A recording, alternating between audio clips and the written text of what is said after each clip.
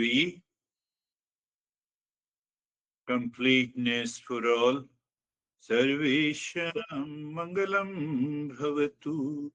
May there be auspiciousness for all. There are so many things to be understood, and one of them is the word invocation. Mangalacharan, we say it is an invocation. How do you understand the invocation in a simple language? So you can define invocation or invoking as recognizing what is already present. And now reflect on it. May there be happiness for all. So you are not chasing happiness, you are recognizing happiness, peace, wholeness, auspiciousness. That is the meaning of Mangalacharan. Now the next question, do you recognize 24 by 7? No. Continue. Until the time comes when you start recognizing and you start expressing that recognition, that cognition, that cognitive change in you to the members of your family, to your people in the personal, professional, social life. Until then, you cannot leave the journey.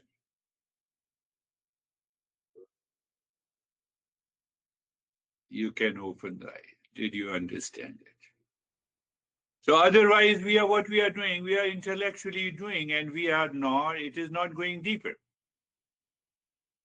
From today, Christina, whenever you meet your mom, may there be happiness for her. You recognize the happiness in you and your mom.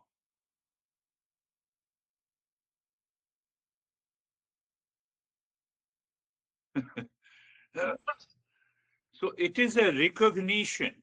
You attend the session, and I say, "Oh, here is Dennis, here is Christina, here is Stephen, here is Sangeeta, here is Jerry and David." Recognition. Are you understanding? Recognition. You have to reflect on it again and again. I recognize. So before you recognize your mom, you recognize happiness. David, before you recognize. Otherwise, we will continue chanting, reciting, eyes closed, and nothing is going to happen. Now we are a seeker. We have to take a proactive step. So when you are repeating, you are breaking the repetition of old delusory thoughts. One way of doing the Mangalacharan, oh, oh, the guy has come, mind says he is crazy. Sarvesham swastir bhavatu. It will not work. It is a problem with your mind. Are you understanding? It is the problem of your mind.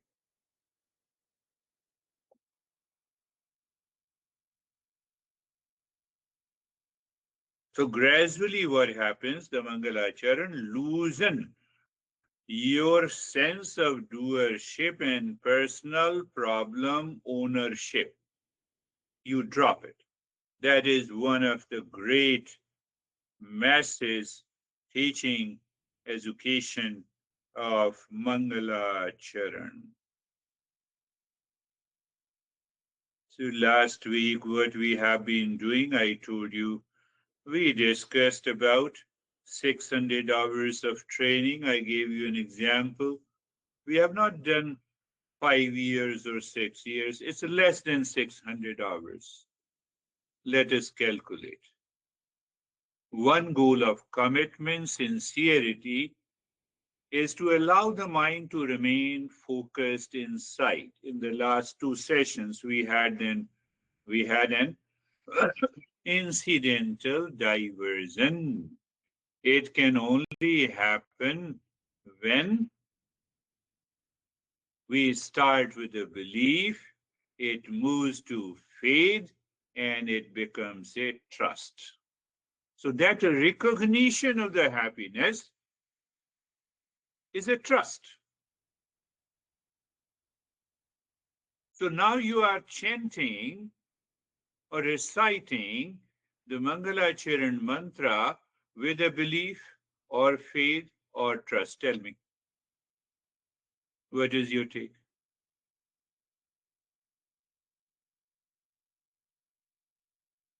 So that will tell you the progress, what we have been doing. Did you? I hope that you have understood. Now, with that understanding, understand awakening is not a future event, but a recognition of awareness already present. We are going deeper. If you are understanding it, it is not something mystical and you start dancing and you start blessing people. No.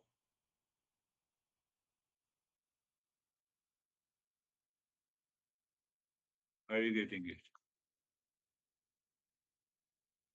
We are understanding belief, faith, and trust.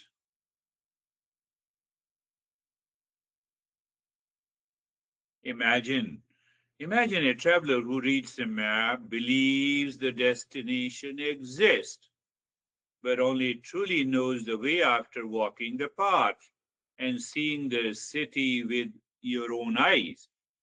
In the same way, belief is the map.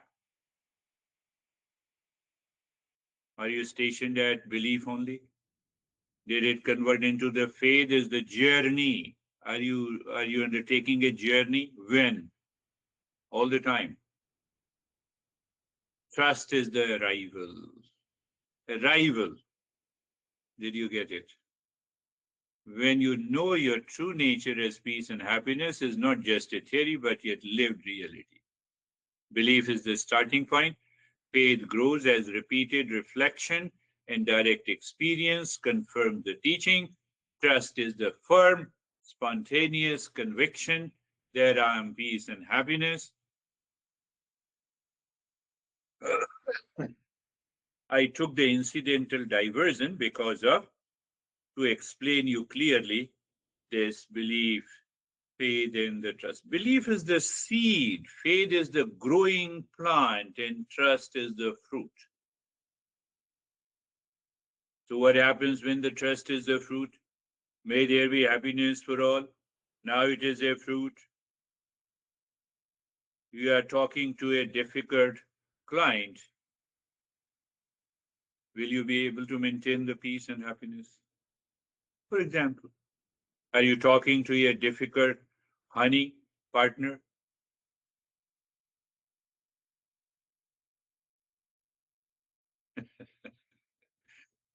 Uh, you don't have to force the trust. It comes from testing the teaching in your own experience. With that, the fifth treasure is supported by Sama, Dhamma, Uparama, and Titiksha.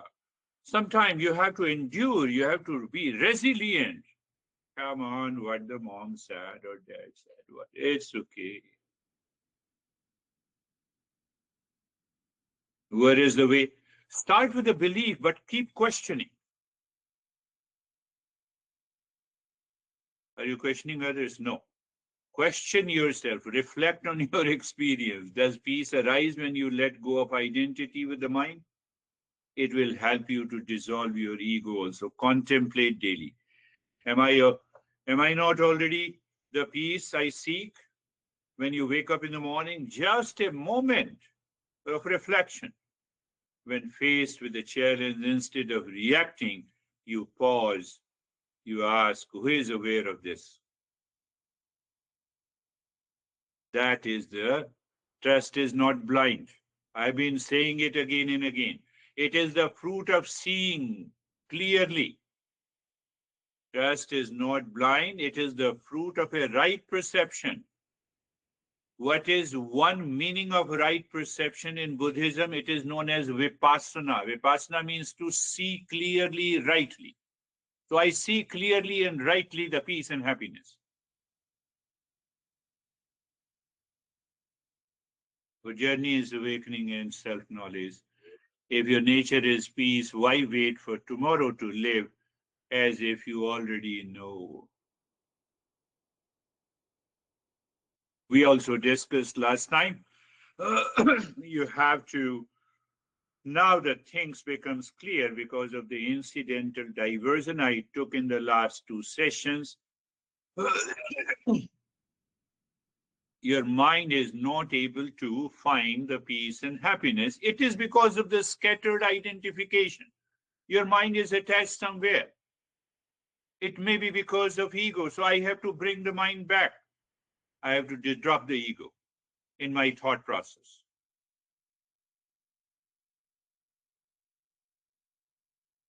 Are you getting it? Say yes. Impurity as scattered identification. I gave an example. Imagine a mirror covered with water droplets. I gave you that example. Each droplet reflects a different scene. My mind is scattered at different places. A tree, a face, a shadow, but the mirror itself remains clear and unchanged. In the same way, our mind is like the mirror, and every identification with the body, pain, past, worries, or the rules is a droplet that fragments your reflection. That fragmentation of reflection is the impurity. Purification means removing the droplets, not the mirror. Impurity is not about bad thoughts, but about a mind scattered across many identifications because of ego, because of attachment, because of delusion.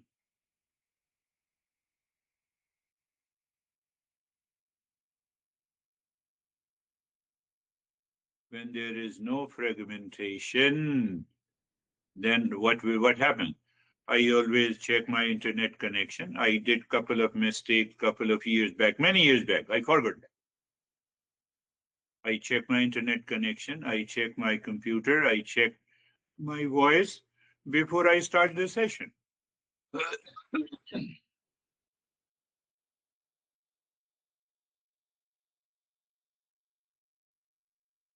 When you identify with the body, pain, past, rules, only a small part of your attention is free to find whether peace and happiness is your essential nature or not. Are you getting it? The mirror metaphor shows the mind's true nature is clarity. Thought is coming to my mind. Did Buddha show the mystical powers and magical powers, or he always remained peaceful, calm? Did you see his image? Is he not enlightened? Unless I have to show some, make fun of the people, make fun of myself, then only the awakened state will come.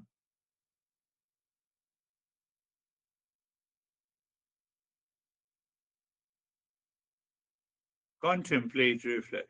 A teacher, the true identity, true purity is not a moral perfection, but a focused presence. It's a natural state, gathering of the scattered identity into a still awareness.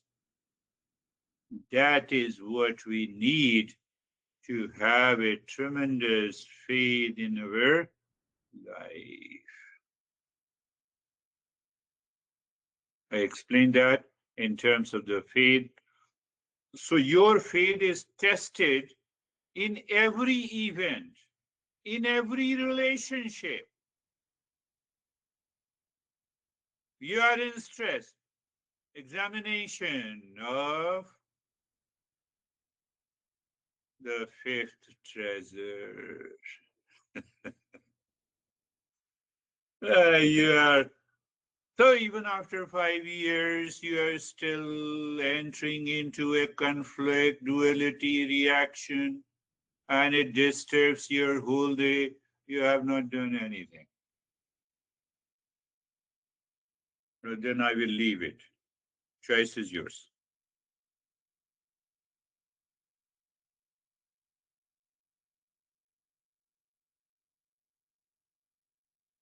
Awakening is not about having a fewer thoughts. If I have a fewer thoughts, I cannot explain the concept clearly. Then I will say, just be, have a trust. And then I will close my eyes. And you will say, oh, this crazy guy. It doesn't explain everything.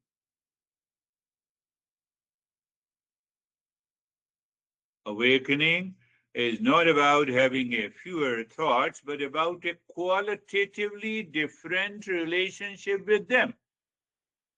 Thoughts, feelings, and sensations are to be seen as objects appearing in awareness. You are at a higher stage, not as me, with progress measured by how quickly identification drops, not by how quiet the mind is. Don't you see that every time I explain the same concept differently? Past is gone, finished. It may have some kind of repetition, but ultimately it is gone.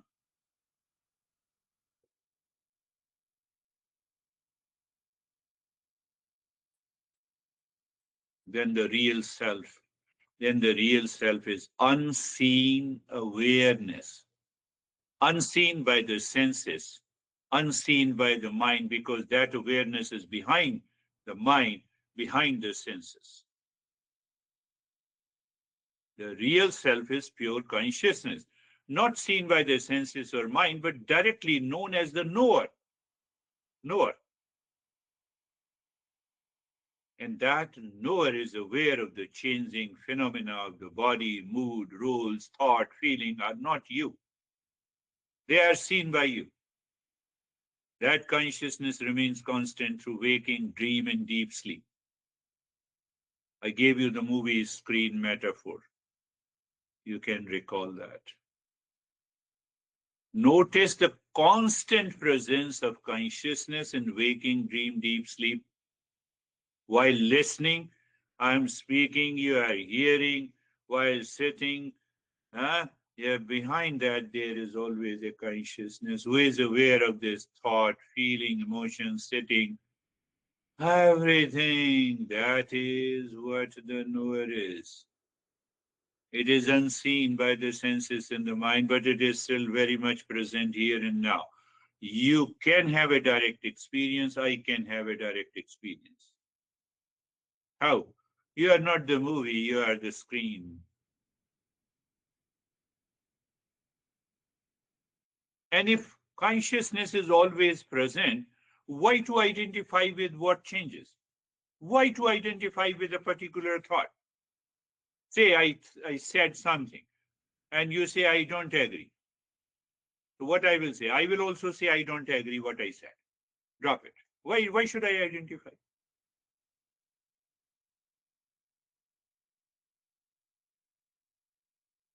I want freedom.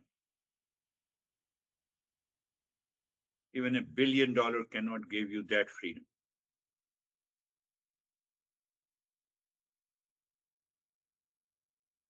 That is trust. We reach to that trust. Because of the trust, I have been continuing for the last 46 years now. But that trust is a lived trust. That trust is a lived trust.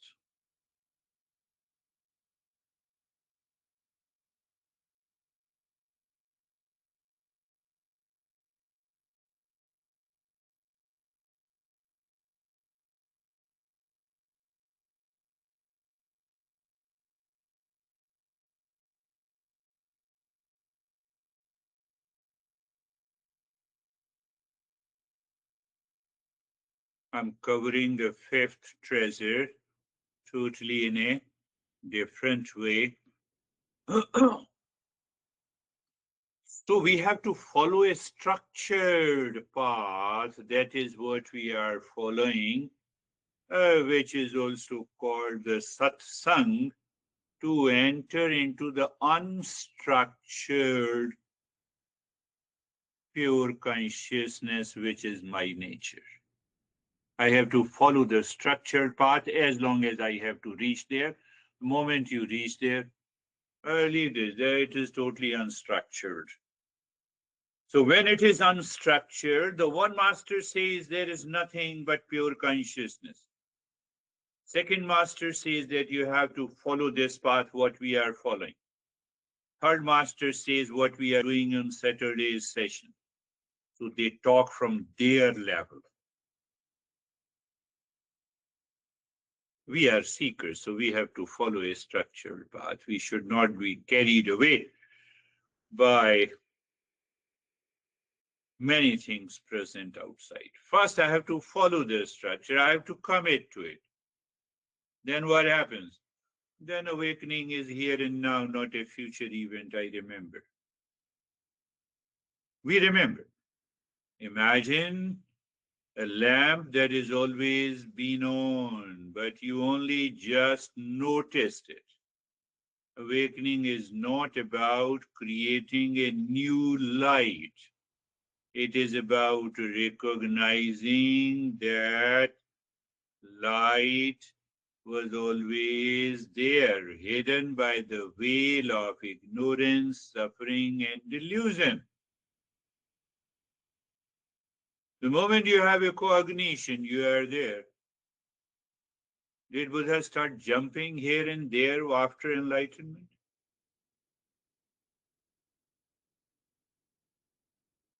He became more settled because he is abiding in peace, he is abiding in happiness. We have created a belief, blind belief around that state. Awakening is the recognition and stable abidance in pure, unchanging awareness. It is not a mystical superpower or supernatural event, but a shift in identity. One thing is very important. Awakening is irreversible. It is irreversible. And here and now, not a future achievement. You sleep, that awareness, that consciousness is present there. You fall into sleep, okay. You wake up and then again it returns. In dream, you are aware. It's a falsity. It can be easily falsified. You have a tiredness, you know it can be falsified. The process is supported by inquiry, meditation, satsang, disciplinary education. This is what it is. We have to constantly work on this again and again and again and again. Yes, now is the time for you all to reflect on it. Yes, Christina, what is your take? Thank you again so much. Still landing for me is I guess the belief, faith, and trust that happiness is there no matter what. And it's just making me think about this conflict that I had mentioned with someone, and they said recently that our relationship is broken and they are willing to meet with me, but to hear me out. Yeah. And so I'm trying to have belief, faith, and trust to prepare for that type of conversation. Tell him and her, from my side, relationship always exists. And that relationship is beyond the physical, emotional, intellectual, social level. Do you have that awareness? Yes, then we are already related. Where is the broken comes? Delete the broken. We are already related. How are you then?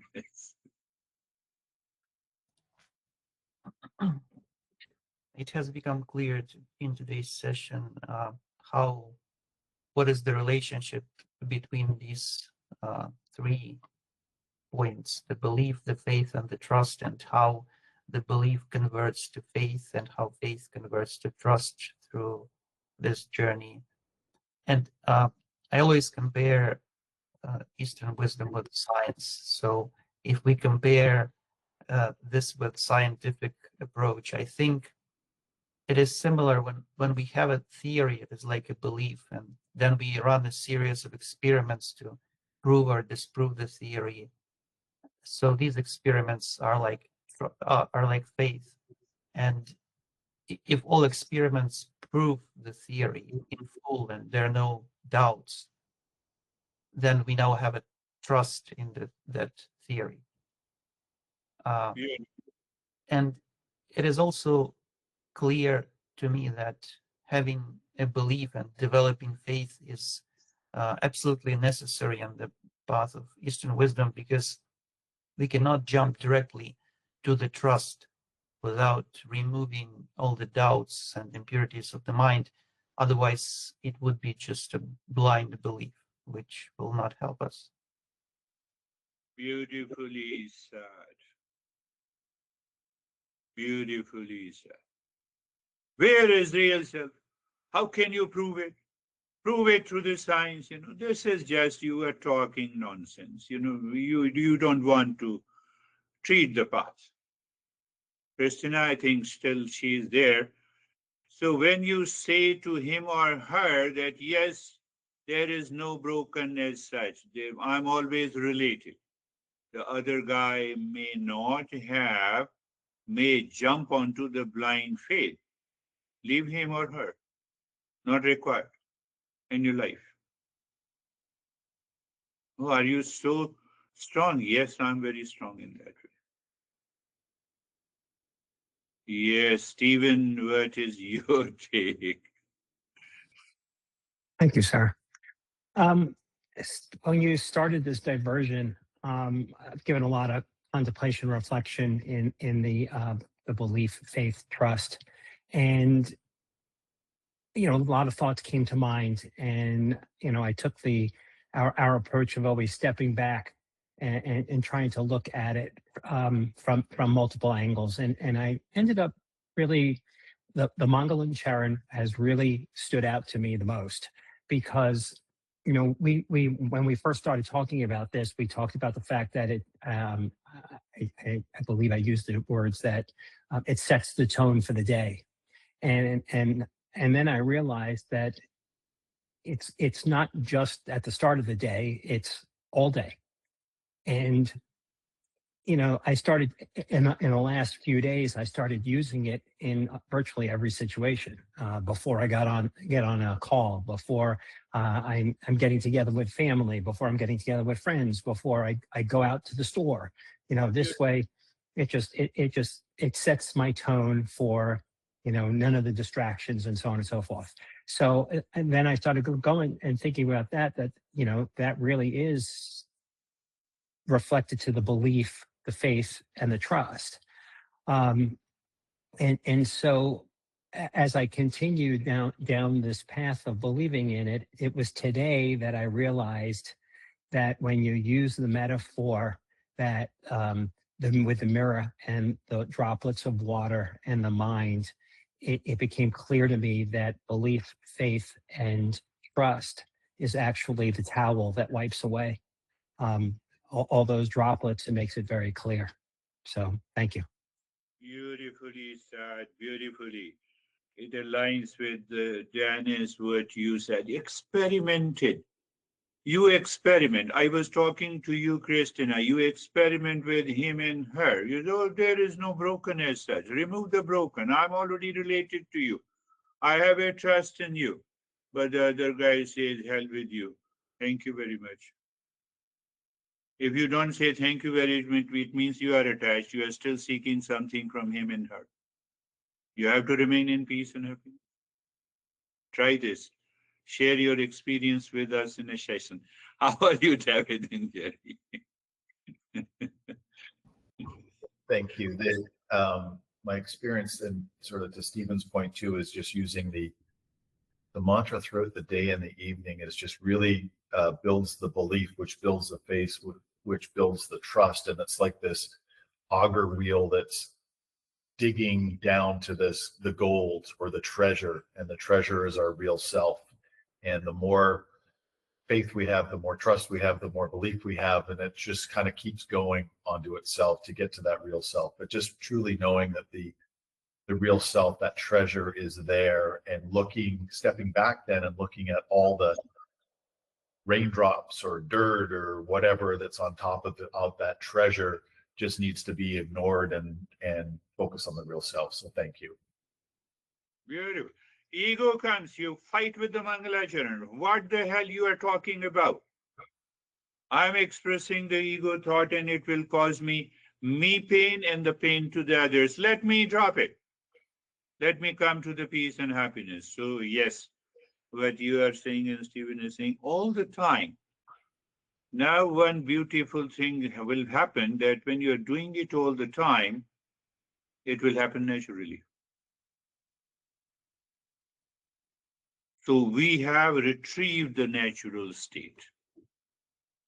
Yes, Vaibhav, what you have to say. Sir. Oh, sorry, Jerry, yes, Jerry, sorry. I, Thank you.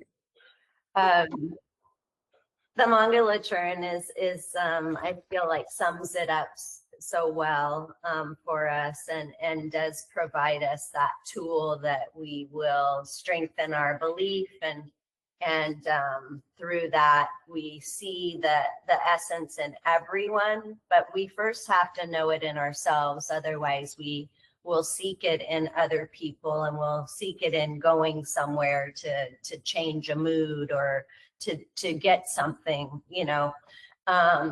So once we see it in ourselves, then we start to see it in everyone else. And relationships do suddenly change. I think I read something about in the Bhagavad Gita, and a relationship can suddenly change. And when it does, it's okay. Like we have this happiness still, and this peace with it, that it's okay that it's changed. It's okay. yes, We still have love for it. We still have this happiness. We still have this peace and sense of completeness. And it's okay to let something go. yes. Relationship from your side continues to remain the same because there is an inner change we felt inside. Now, if the other person, how he or she behaves and thinks and acts, it depends on him and her, not on me. I'm always in that state of the peace and happiness, love and the wisdom. And in the beginning, I said it is the recognition, invoking, the word invoking.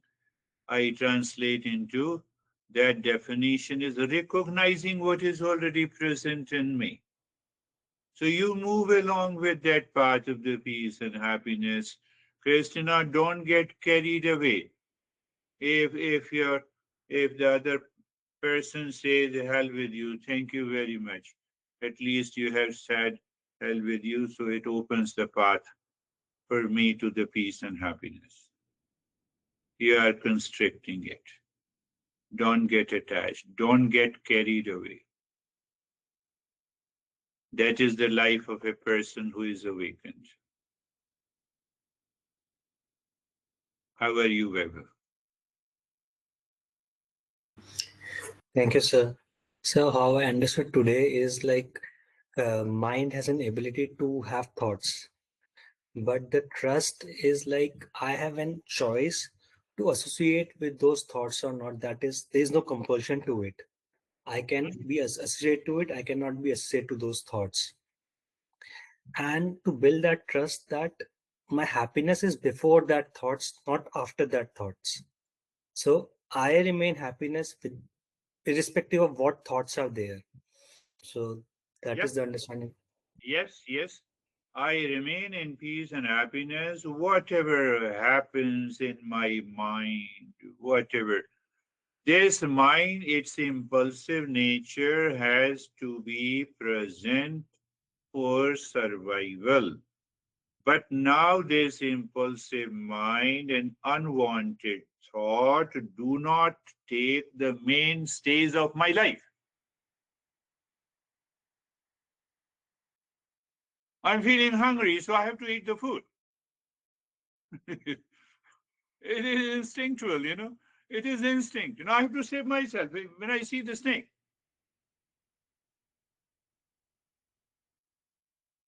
So we limit that mind, you stay there only. Don't poke your nose in all the affairs, in relationship, in personal life, in professional life. Then you recognize the inner potential and you experience that higher state of the consciousness. There are many things that comes. You can read the mind of others and you can feel lot of stuff. Who is thinking what? These things are just very casual, but you let them come and let them go. You don't worry about them. But if you worry about them, you will be doomed. Close your eyes. Let us start with our journey. Before eyes are closed, the first stage is place, position, and posture. Sangeeta will share the experience later. So the stage one is place, position, and posture. Check it. I will explain it again in a different way. Uh, and then being comfortable, you know that it is the change of direction. Your mind starts moving on the skin. Now you have a fade. Fade means experiment. So every time you experiment with these steps, whether what I say is real or not, so your mind moves on the skin of the body, and there comes the sensation, comfort, and steadiness, being carefree. Now you just watch, notice, observe the thought, feeling, emotions are coming and going. Behind that, there is an observer. So you see that when you are an observer, your level of awareness goes up. You may have a glimpse of samadhama uparama and titiksha. What is lacking is the trust. So we say, we have to get rid of so many things present in the mind, the past impression, duality, conflict, and non-belief ideas in the thoughts. So that is why we move to the 6 neighbors in the real self. The outermost neighbor is the world outside. When I say here I am and this is the world outside, it clearly means the world is not me. Then why you crave for any relationship? Why you are attached? Do you see that? Then the second neighbor is the body. Body, I am the body, or body belongs to me, it is my body. So it begins with the my body and then it becomes I am the body. That is the problem. Why? It is a lack of trust in the journey of our principles of Eastern wisdom. Third neighbor is the energy body. Energy body thrives on hunger and thirst, impulsive nature. Body, birth, and the death. So as long as you say I am the body, birth, and the death, the fear of the death will always be there. You cannot transcend that fear. And the hunger and thirst, you cannot transcend unless third neighbor, fourth neighbor. The pain and the pleasure.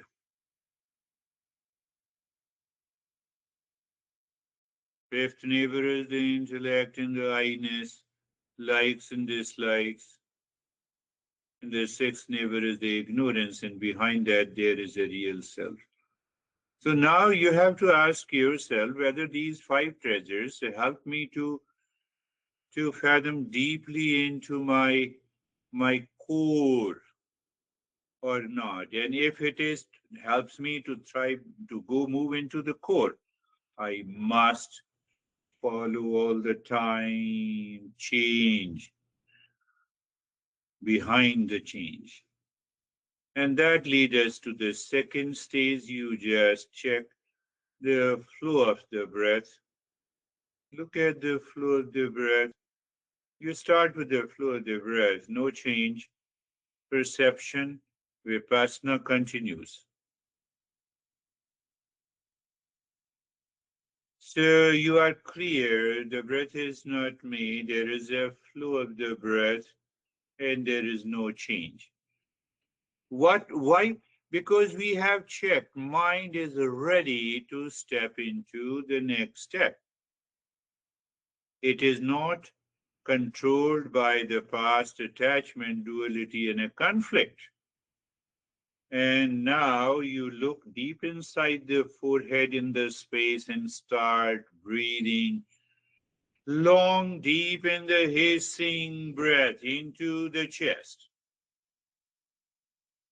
in the state of sensation, comfort, and steadiness, in the state of being carefree. So that deep, long, and the hissing breath is seen, is experienced, is separate from you. So can the breathing be used to step into the higher awareness of observer and observed? Answer is big yes. That is why the pranayama is done. A secondary benefit, you can talk in detail. It helps you to increase the oxygen concentration, release of carbon dioxide, and peripheral and chemoreceptors are stimulated because of the breath change, which helps you, the autonomic nervous system. All these are details. We are interested, but we are not deeply, clearly interested. We are interested in that, can I have a separation, clear separation? And I experience that this energy body is different from, separate from me. If the energy body is separate, I also experience the mind is also not me. That level of awareness we need. And again, my friends, it starts from, I told you, Samadhama, Paramati Diksha, and Shraddha.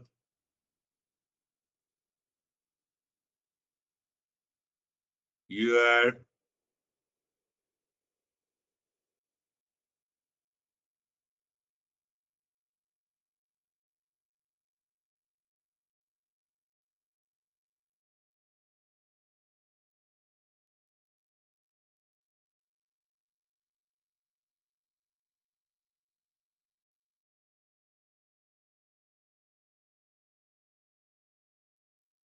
continue inhaling deep, long, in the hissing breath into your chest while mind is focused. I'm reminding you the droplets of water on the mirror, and that focus is just the mirror. I'm just making you, we are exactly doing what we discussed. You have to relate it by contemplation and reflection. And my friend, just stop it, return to the flow of the breath. I discussed that perhaps long back, 5 or 6 weeks ago, that when you are aware of the flow of the breath, it means a presence. With that presence, observer of the breath. With that observer of the breath, you check the flow of the breath. You check the feel, the sensation. But what it has to do with me? Yes, it helps you to develop. I'm using a wrong phrase for right reason. It helps you to develop a discerning intellect, free from the influence of the default mind, causing attachment, duality, and a delusion. Oh, does that flow of the breath does that? Yes.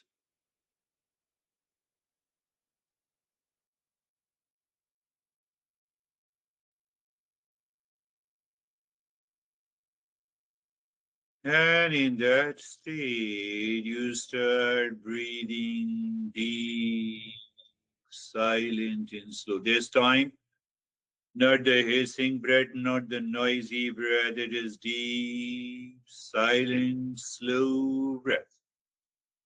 And now we relate, we engage the mind to reach to a higher awareness. How? You engage the mind as the breath goes in. You move your mind from the top center of the head inside in the spine, reaching tailbone, singing Om Shanti. And while breathing out, the mind moves from the tailbone upward, singing mentally, engaging the mind, move to a higher consciousness, or simply you can say a higher discerning intellect. Take it easy, and you see that. So, what is this? Now you see that what is this higher discerning intellect? It's a mirror instead droplets. Sometimes I use these metaphors, or masters uses these metaphors to make the practice clear. Deep, silent, and slow. So you see that discerning intellect is aware that the breath is deep, silent, slow, and the breath, along with it, the mind moves along the spine with Om Shanti. That is what happens. You will find that as if you get absorbed. Now you are fully conscious and you are totally absorbed deeper within. As if nothing outside, whatever is happening outside doesn't change you.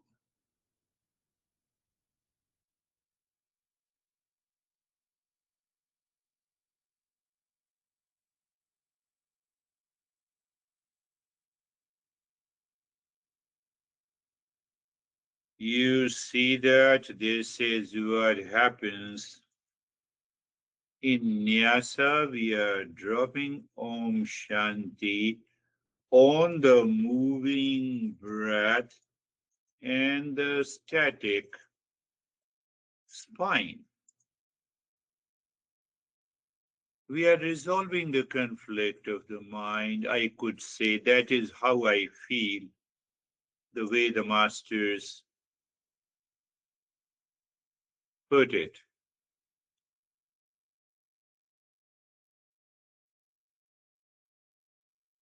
And now we will drop this deep, silent, and slow breath. We will allow the breath to flow naturally. And on that natural breath, you drop Om Shanti. You see another type of Om Shanti. Om Shanti is common, but we are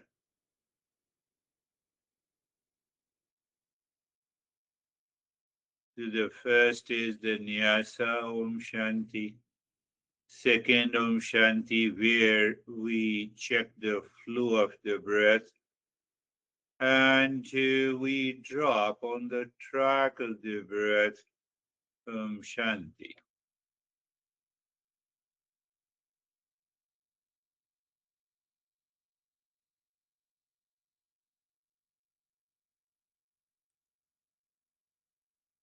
You have to reflect on it again and again. And even you can pick up only these 4 stages of the practice during the day.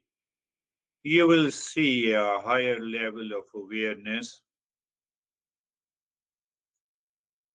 The first we did Om Shanti, long Om Shanti on the Nyasa. And this is the second. We did the Om Shanti on the flow of the breath. And now the static. Purely static. On the 16 segments of the fingers, you start dropping Om Shanti. on the 16 segments of fingers. And the next one you already know is the on the triangle. It is an image, and I'll explain it why we do it. So at present you are dropping Om Shanti on the 16 segments of the fingers. And you will do, when you do it every day, you will recognize out of the four, one practice becomes an easy flow. So that is basically a change in your mindset. And if you do it for weeks, months, and years, you will find out, oh, this particular step can be used for it. Why? You had a belief, you had a trust, you have experimented, you have experienced. Do you see that the way the Eastern wisdom works?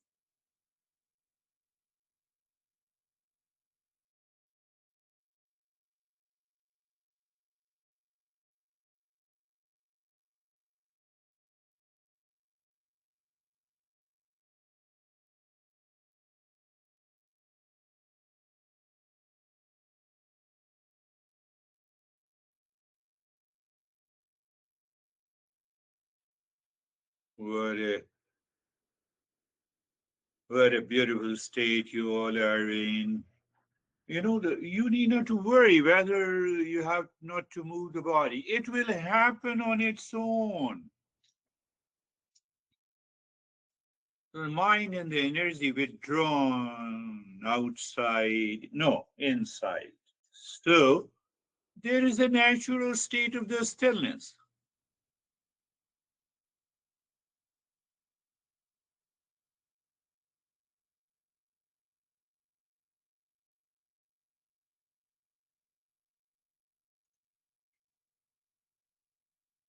And now we will go to the Om Shanti fourth time. I'm stressing Om Shanti so that you become aware of all the four stages. Move the mind inside your heart, visualize the triangle pointing upward, the equilateral triangle, and start dropping Om Shanti on each side of the triangle while moving the mind clockwise and anti-clockwise. Continue to do it. One time clockwise, the other time anti-clockwise, and you see the mind enjoys. When the mind enjoys, obviously you are absorbed there.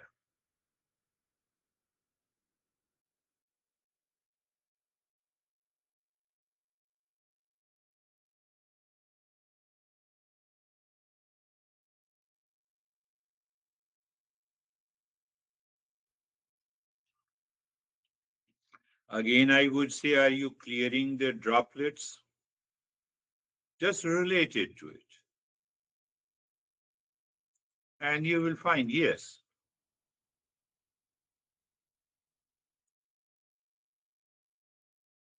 You know, these droplets of past impressions of attachment and duality and delusion and pain and pleasure and etc., etc.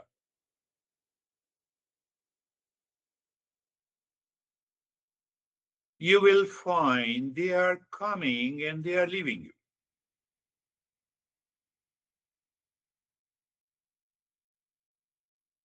So, which principle I discussed?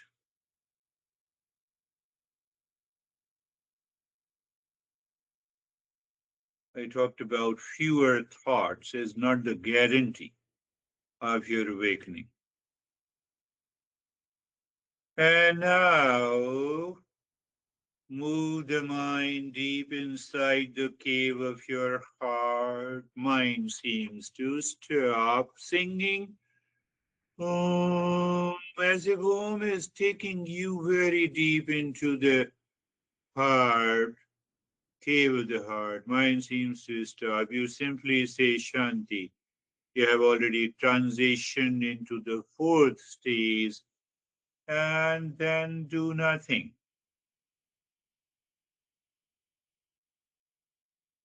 Again, see, when you do nothing, happening is there.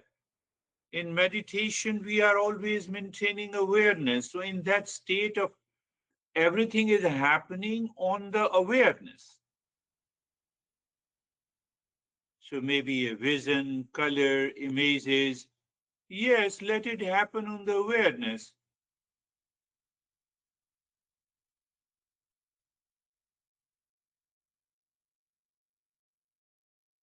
You may experience lot of, sometimes we also experience the jerk.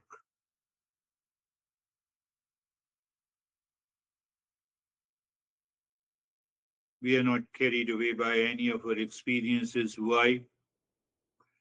We made it clear whatever we experience and know is separate and different from me.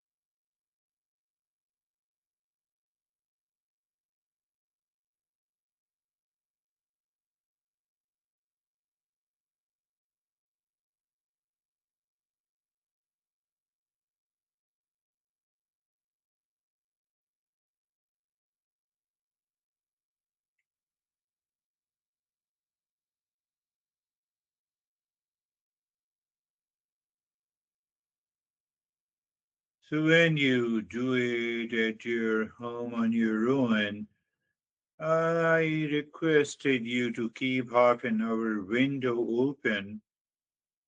So if you are absorbed and you are consciously, mind demands, oh, let me continue to sit. Wonderful.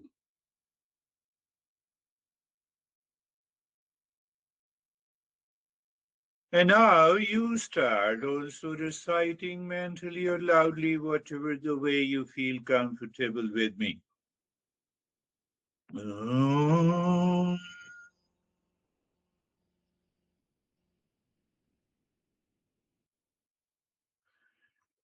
Shanti, Shanti, Shanti.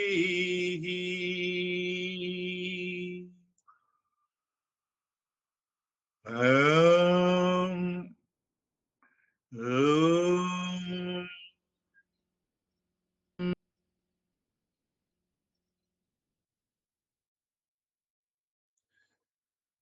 Shanti, Shanti, Shanti.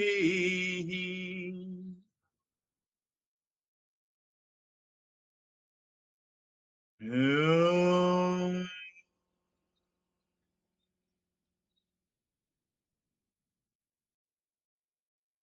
Shanti, Shanti, Shanti. So we also observe the perception of the world outside and the perception inside by the discerning intellect. That is the reason we bring the mind with awareness on the right hand, with awareness on the left hand. We lift our both the palms and place it on our eyes. Open the eyes inside the palms. Inside the palms, there is the total darkness, and you open it and you stay there. Maintain your awareness and see what happens. You can gather all your experiences, you can gather your expression also. In the beginning, it is required. Later on, you feel, you know that what's happening, what has happened. Now bring the hands down slowly. We'll share our experiences. Yes, first we'll take Sangeeta. She did not. Yes, Sangeeta. Sir आज meditation बहुत अच्छी थी और sir श्रद्धा जो है वो मुझे लगता है कि मेरी लाइफ में सबसे पहले श्रद्धा ही है जिससे आप पे ट्रस्ट किया तो जिस रास्ते पे आपने चलाया उस पे चलते गए गुरुदेव से मिले तो एक श्रद्धा है जो आगे तक लेके जाती है और Yes, yes. जैसे सर आप जैसे कहते हो कि बिल्ली के बच्चे वाला वो है तो वो Yes. एग्जाम्पल भी मुझे यहाँ फिट लगता है Yeah, Sangeeta is reminding me of, she met me more than I think 30, 35 years ago. And in those days, I was going to my master regularly. So I also introduced her and her husband also to the master. So she was saying that it is the trust. I had the belief and the trust on you that brought me to this stage. So answer I would say in your case is yes. She trusted from the very beginning.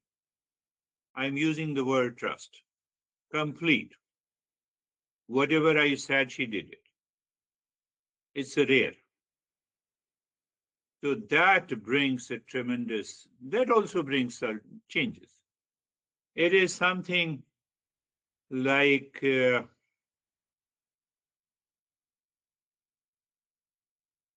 just, one great master gives an example. It is not my example, Sangeeta. Ramakrishna Paramhans gives the great example of a trust.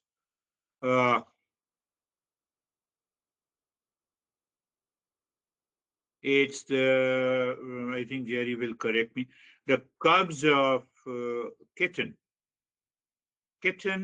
babies, kitten babies or cubs of cat are taken from one place to the other by the cat mother. So the kitten have a total trust in the mom. What about the monkeys and their cubs?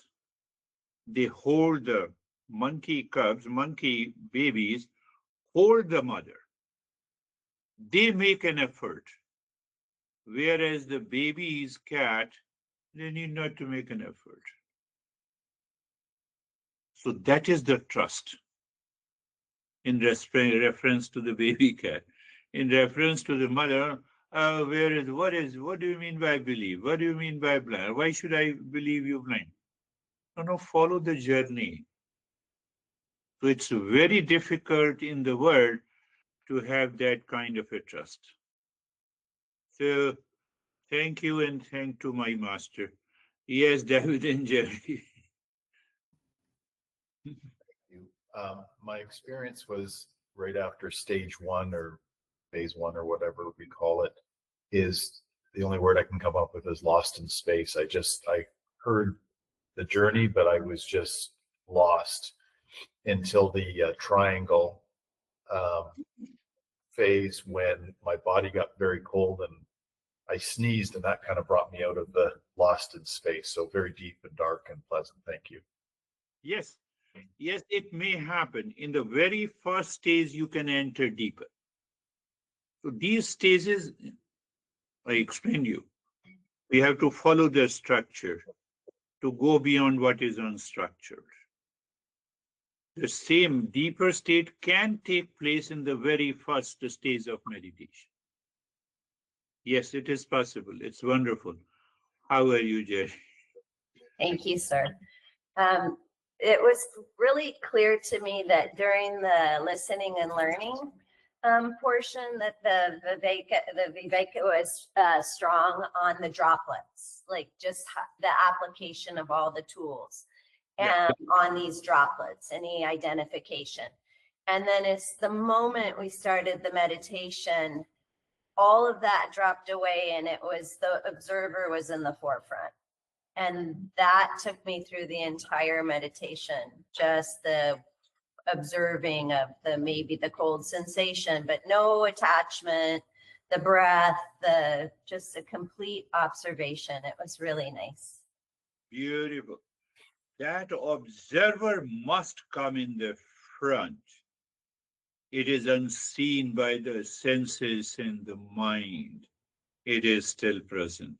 It is always present. It is present in attachment. It is present in detachment. It is present in pain. It is present in peace. So when I identify with what is changing, I am lost in delusion and ignorance. That is one of the greatest understanding and experience of meditation. Beautifully, you said that you remained as an observer.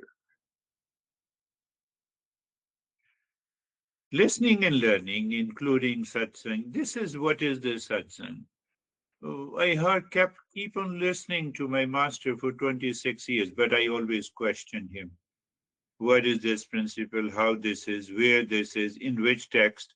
So I used to buy the text and I used to go through it. And I said, no, here is the problem with me.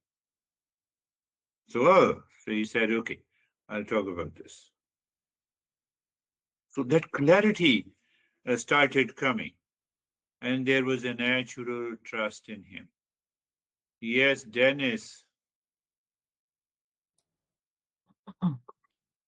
Peaceful and seamless meditation, full awareness through the steps, deep dark space at the end, very quiet and peaceful, and was definitely ready to stay in that state for a longer time. Thank you.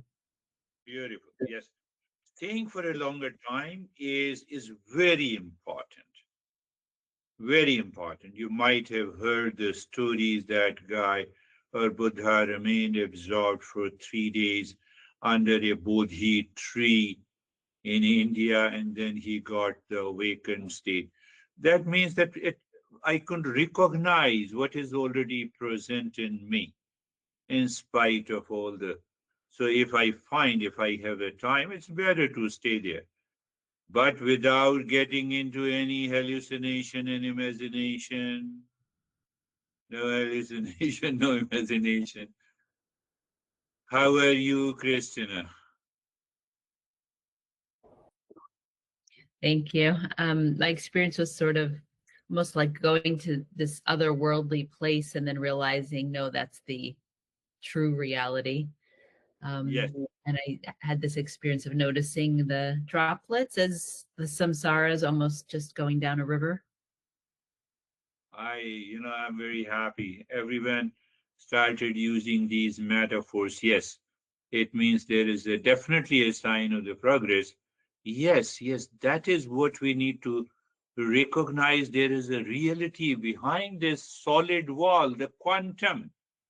So there is always a reality behind this body and the mind. That trust helps us to recognize and realize that real self. Beautifully said. How are you, Stephen? Good, sir. Thank you.